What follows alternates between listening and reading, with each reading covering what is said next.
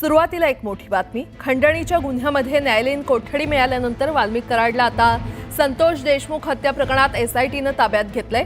त्याची परवानगी एसआयटीने मिळवली होती आणि या प्रकरणी एसआयटी कडून कराडला आज कोर्टात हजर करण्यात येणार आहे आणि त्यामुळे वाल्मिक कराडला आता हत्येच्या प्रकरणात किती दिवसांची कोठडी मिळते हे पाहावं लागणार आहे। वाल्मिक कराडला आधीच मोक्का लावण्यात आल्यानंतर त्याच्या भोवतीचा फास आवळण्यात येणार आहे।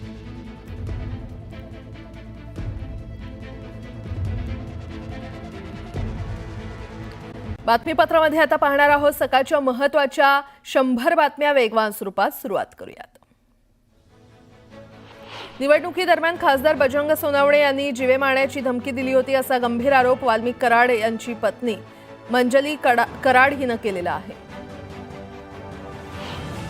अल्पसंख्याक असलेल्या वंजारी समाजाच्या दोन्ही मंत्र्यांना संपवण्यासाठी वाल्मिक कराड यांना बळीचा बकरा केला जात असल्याचा आरोप कराडच्या पत्नी मंजली कराड यांनी केलाय। चुकीच्या गुन्ह्यात कराड यांना अडकवलं असंही त्या म्हटल्या। मी राजकीय किंवा जातीय कधी बोललो, हा जातीपातीच्या पलीकडचा विषय आहे। संतोष देशमुखांना न्याय मिळावा इतकाच उद्देश असून बीडच्या राजकारणात जातीय आधार कोण घेतंय हे सर्वांना माहिती आहे असा टोला बजरंग सोनवणे यांनी कराडच्या कुटुंबियांना लगावलाय। वाल्मिक कराडची प्रकृती बिघडली होती, त्यानंतर कराडला रुग्णालयात दाखल करण्यात आलं होतं। वैद्यकीय चाचणी पूर्ण झाल्यानंतर वाल्मिक कराडला बीड कारागृहात नेण्यात आलं। धनंजय मुंडेंनी अजित पवारांची भेट घेतली। अवघ्या 10 मिनिटात भेट घेऊन धनंजय मुंडे देवगिरी बंगल्यातून बाहेर पडले। अजितदादांची भेट घेतल्यानंतर मुंडे थेट परळीमध्ये दाखल झाले। वाल्मिक कराडला चुकीच्या गुन्ह्यात अडकवलं असा युक्तिवाद कराडच्या वकिलांनी केलेला आहे। वाल्मिक कराडला पुन्हा कोर्टात हजर केलं जाणार असून कागदपत्र सादर केली जाणार आहे। घुले कराड दोघे कोठडीत असताना समोरासमोर चौकशी का केली नाही? वाल्मिक कराड तपासात सहकार्य करतंय, मग आणखी कोठडी कशासाठी असा सवाल कराडच्या वकिलांनी उपस्थित केला। वाल्मिक कराडवर मोक्का दाखल झाल्यानंतर कराड समर्थक चांगलेच आक्रमक झाले। कराड समर्थकांनी परळी बंदची हाक दिली। बीडमध्ये वाल्मिक कराडच्या समर्थनार्थ काही नागरिक रस्त्यावर उतरले। यावेळी एका युवतीने अंगावर रॉकेल ओतून घेत आत्मदहनाचा प्रयत्न केला। बीडचे खासदार बजरंग सोनवणे यांनी परळीकरांना शांततेचं आवाहन केलेलं आहे। जे कोणी दडपशाही करून परळी शहर बंद करू पाहत आहे त्यांच्यावर पोलीस नक्कीच कारवाई करतील असं खासदार सोनवणे म्हटलेत। वाल्मिक कराडवर मोक्का लागल्यानं आता हत्याकांडातील सर्व धागेदोरे समोर येतील असंही त्यांनी स्पष्ट केलंय।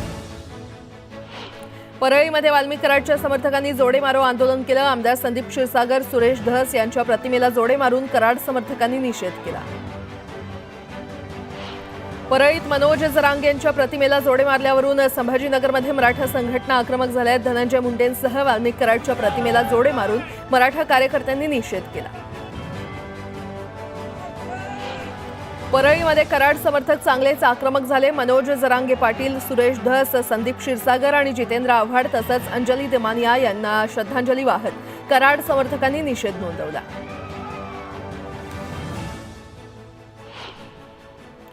आणि आता एक मोठी बातमी। पंतप्रधान नरेंद्र मोदी आज मुंबई दौऱ्यावेळी महायुतीच्या आमदारांसोबत चर्चा करणार आहेत। महायुतीच्या आमदारांना मोदी काय कानमंत्र देणार याकडे अवघ्या राज्याचं लक्ष लागलंय। दरम्यान राज्यात मुख्यमंत्री देवेंद्र फडणवीस यांच्या नेतृत्वाखाली महायुतीचं सरकार सत्तेवर आल्यानंतर प्रथमच मोदी मुंबईत येत आहेत। नौदलाचा कार्यक्रम आटपल्यावर पंतप्रधान मोदी महायुतीच्या आमदारांशी नौदलाच्या आंग्रे सभागृहात संवाद साधतील आणि या बैठकीसाठी आमदारांना सभागृहात मोबाईल नेण्यास मनाई करण्यात आली आहे। तसंच आमदारांना विधान भवन परिसरात एकत्र जमण्यास सांगण्यात आलंय। तिथून बसमधून आमदारांना बैठकीच्या स्थळी नेण्यात येईल। तर मोदींच्या या बैठकीच्या पार्श्वभूमीवर विशेष तयारी करण्यात आलेली आहे। दरम्यान पंतप्रधान नरेंद्र मोदी आज मुंबई दौऱ्यावर येणार आहेत आणि यावेळी ते भारतीय नौदलाच्या INS सुरत, INS निलगिरी आणि INS वाघशीर या नौदल युद्धनौका राष्ट्रार्पण करतील। मुंबईतील नौदल डॉकयार्डमध्ये या युद्धनौकांचं राष्ट्रसमर्पण पंतप्रधान मोदी करणार आहेत। त्यानंतर ते नवी मुंबईतील खारघर इथल्या इस्कॉन मंदिराचंही उद्घाटन करणार आहेत।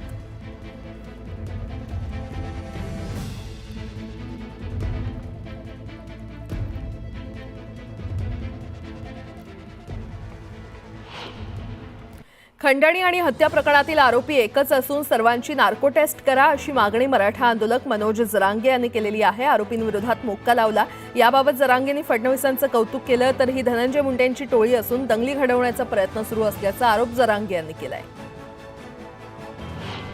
वाल्मिक कराडवर मोक्का लावण्यात आला पण हत्येविरोधातील गुन्हा दाखल करण्यात आलेला नाही। आगामी स्थानिक निवडणुका डोळ्यासमोर ठेवून जातीचे लेबल लावून आंदोलन केलं जातंय असा आरोप जितेंद्र आव्हाड यांनी केलाय।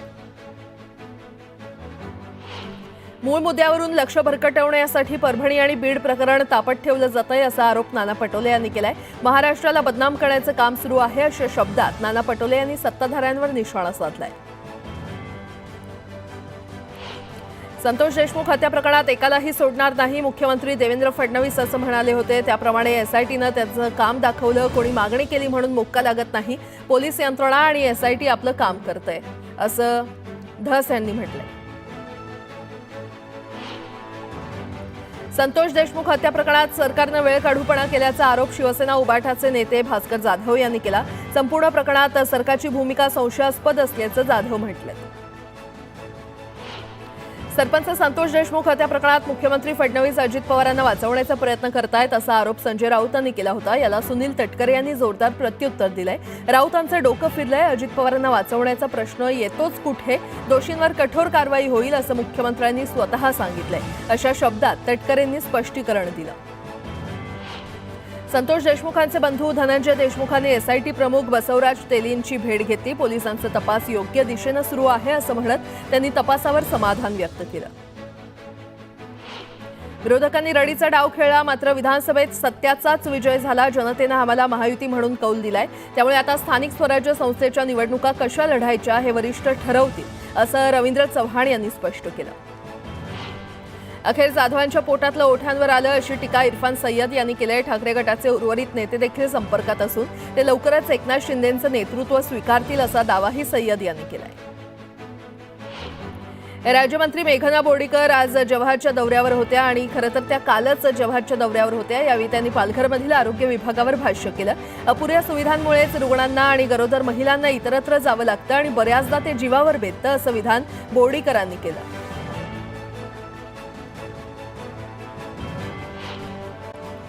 पंतप्रधान नरेंद्र मोदी आज मुंबई दौऱ्यावेळी महायुतीच्या आमदारांसोबत चर्चा करणार आहेत। महायुतीच्या आमदारांना मोदी काय कानमंत्र देणार याकडे अवघ्या राज्याचं लक्ष लागलंय। दरम्यान राज्यात मुख्यमंत्री देवेंद्र फडणवीस यांच्या नेतृत्वाखाली महायुतीचं सरकार सत्तेवर आल्यानंतर प्रथमच मोदी मुंबईत येत आहेत। नौदलाचा कार्यक्रम आटपल्यावर पंतप्रधान मोदी महायुतीच्या आमदारांशी नौदलाच्या आंग्रे सभागृहात संवाद साधतील आणि या बैठकीसाठी आमदारांना सभागृहात मोबाईल नेण्यास मनाई करण्यात आली आहे। तसंच आमदारांना विधान भवन परिसरात एकत्र जमण्यास सांगण्यात आलंय। तिथून बसमधून आमदारांना बैठकीच्या स्थळी नेण्यात येईल। तर मोदींच्या या बैठकीच्या पार्श्वभूमीवर विशेष तयारी करण्यात आलेली आहे। दरम्यान पंतप्रधान नरेंद्र मोदी आज मुंबई दौऱ्यावर येणार आहेत आणि यावेळी ते भारतीय नौदलाच्या आयएनएस सुरत, आयएनएस निलगिरी आणि आयएनएस वाघशीर या नौदल युद्धनौका राष्ट्रार्पण करतील। मुंबईतील नौदल डॉकयार्डमध्ये या युद्धनौकांचं राष्ट्रसमर्पण पंतप्रधान मोदी करणार आहेत। त्यानंतर ते नवी मुंबईतील खारघर इथल्या इस्कॉन मंदिराचंही उद्घाटन करणार आहेत।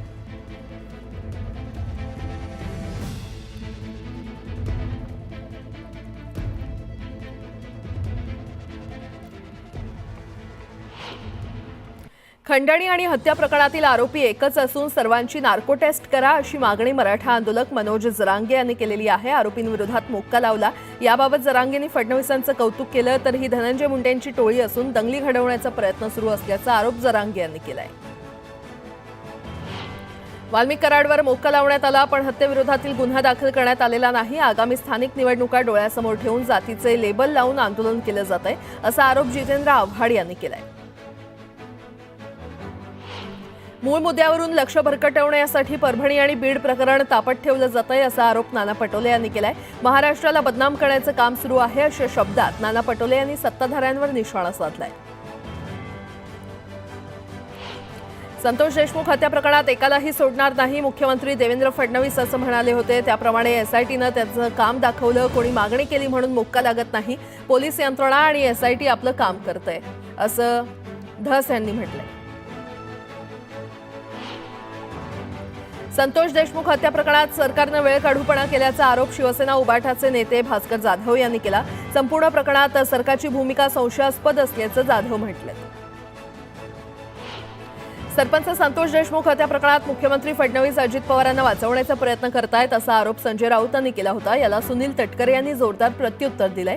राऊतांचं डोकं फिरलंय. अजित पवारांना वाचवण्याचा प्रश्न येतोच कुठे, दोषींवर कठोर कारवाई होईल असं मुख्यमंत्र्यांनी स्वतः सांगितलंय. अशा शब्दात तटकरेंनी स्पष्टीकरण दिलं. संतोष देशमुखांचे बंधू धनंजय देशमुखांनी एसआयटी प्रमुख बसवराज तेलींची भेट घेतली. पोलिसांचा तपास योग्य दिशेनं सुरू आहे असं म्हणत त्यांनी तपासावर समाधान व्यक्त केलं. विरोधकांनी रडीचा डाव खेळला, मात्र विधानसभेत सत्याचाच विजय झाला. जनतेनं आम्हाला महायुती म्हणून कौल दिलाय. त्यामुळे आता स्थानिक स्वराज्य संस्थेच्या निवडणुका कशा लढायच्या हे वरिष्ठ ठरवतील असं रवींद्र चव्हाण यांनी स्पष्ट केलं. अखेर जाधवांच्या पोटातलं ओठांवर आलं अशी टीका इरफान सय्यद यांनी केली. ठाकरे गटाचे उर्वरित नेते देखील संपर्कात असून ते लवकरच एकनाथ शिंदेंचं नेतृत्व स्वीकारतील असा दावाही सय्यद यांनी केलाय. राज्यमंत्री मेघना बोर्डीकर आज जव्हारच्या दौऱ्यावर होत्या आणि खरं तर त्या कालच जव्हारच्या दौऱ्यावर होत्या. यावेळी त्यांनी पालघरमधील आरोग्य विभागावर भाष्य केलं. अपुऱ्या सुविधांमुळेच रुग्णांना आणि गरोदर महिलांना इतरत्र जावं लागतं आणि बऱ्याचदा ते जीवावर बेततं असं विधान बोर्डीकरांनी केलं.